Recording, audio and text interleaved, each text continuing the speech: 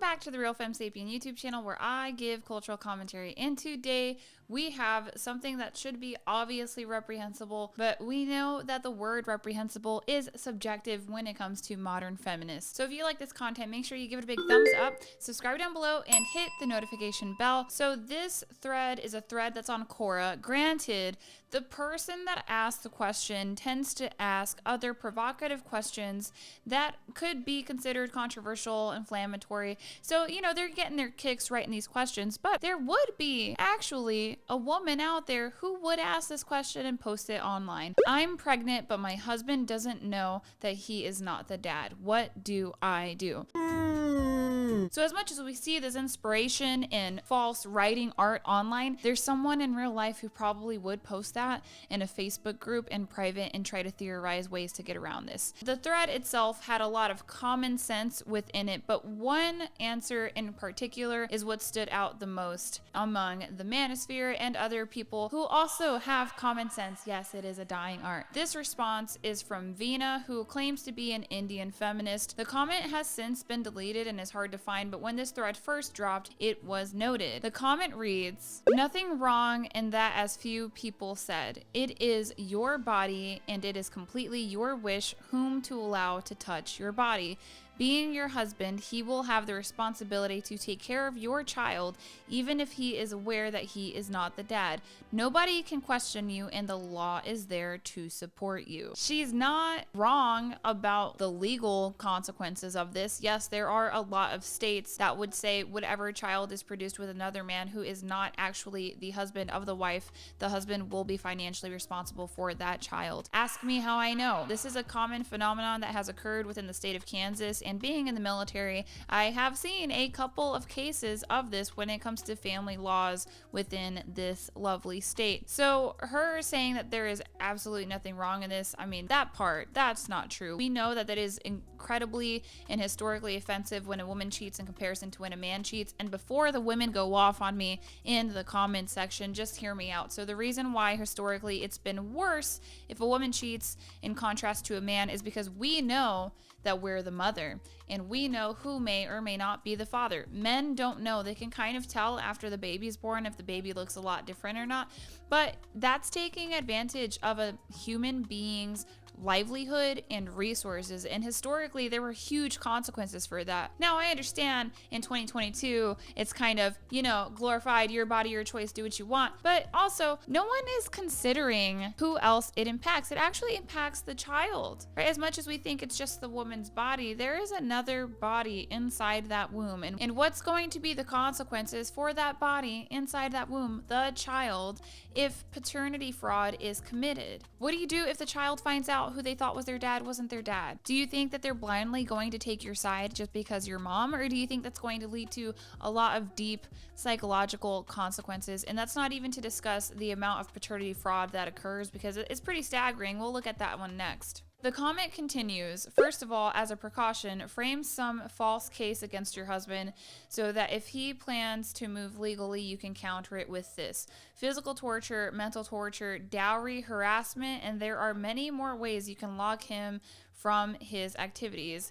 Basically trying to keep the father within the state, I suppose, is what this person is suggesting through false accusations, which, while they are an option, are morally unethical. However, a lot of women seem to get away with this stuff. Contact any female lawyer and make sure she is a feminist so that she can help you more sincerely.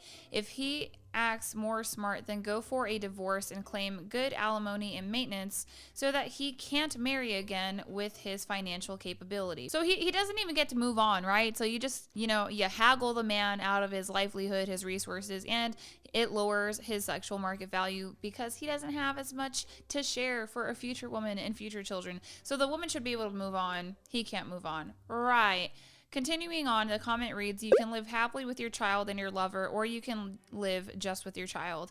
Being a feminist, I wish you all success for your fight against men." Well, it's a good thing that men are not lining up to marry feminists. Oh, wait, I mean, they kind of are, though. They kind of are. It's supposed to be that women control access to sex and men control access to relationships. But here in 2022, with the gynocentric social order that we have and the amount of leverage that women have in comparison to men, it's looking a lot like women are controlling both. So men, I would just encourage you to only give kind-hearted and reasonably attractive women the time of day, because if she's got bad character, it doesn't matter what she looks like. Don't take a chance on that. It is not wise.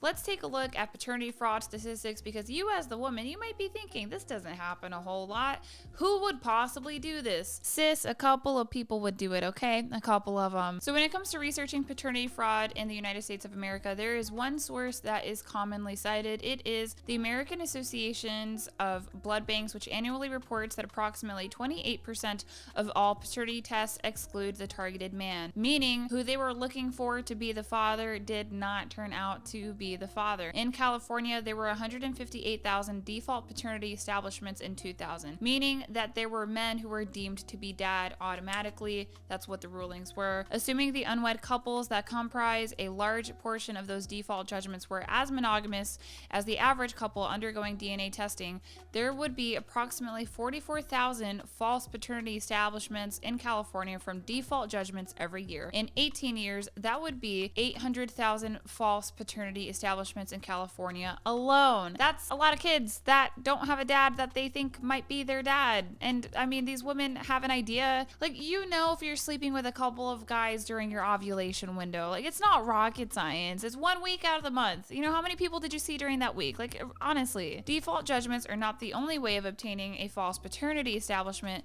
Men who are married to the mother when a child is conceived or born are automatically presumed the father under law. Yeah, that's actually a pretty popular law, unfortunately. I don't think that that's fair. I can't even believe that they're legally allowed to do this, but somehow they are. The man has a very limited time to contest paternity, creating more paternity fraud victims. After the birth of a child, hospitals ask the father or presumed father to sign acknowledgement of paternity forms, whether they know for certain the child is theirs or not. Failure to sign the form is viewed negatively, meaning that there is social pressure for you to be there as the man and sign this piece of paper that says you're the dad. Even if DNA tests prove he is not the father later down the line, he is still held liable. So as much as women complain and they can't fathom why a man would DNA test, you know, they've got every reason and right to do so, considering just how many of these tests come back and do not show paternity.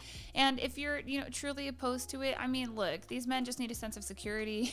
You could just recommend for them to pluck the hair off the baby's head while you're sleeping or something like that. Like, there's ways to get it done. But did you know in some countries, men have to get permission from the mother in order to even do that test? Like, that's nuts. Really think about that. The rights of the man end when the sperm leaves his body. So hopefully that bothers your conscience as women. If you're a normal woman who understands that this stuff is absolutely reprehensible.